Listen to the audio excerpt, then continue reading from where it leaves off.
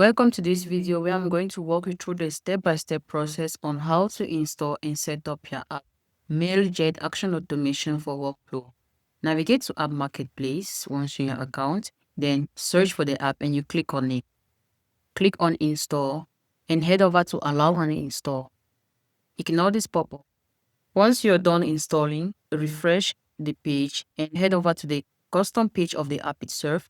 You'll see a pop-up with all the necessary features of the app, such as the documentation and everything you need to get started. The app is right over here.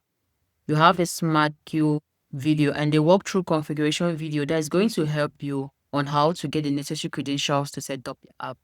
We have the app set up. No worries, let's walk you through on how to connect and configure your app. Click on Start Setup and head to the account which we've created online. Click on your profile, head over to the account settings and click on your API key management. There you're going to generate your keys, copy the API key, head over to your account and paste. Copy the secret key, head over to the account and you paste as well and you click on Complete Setup. Your app will be successfully configured and set up. We have the support center where you'll be able to create a ticket for the team and book a call with the support team.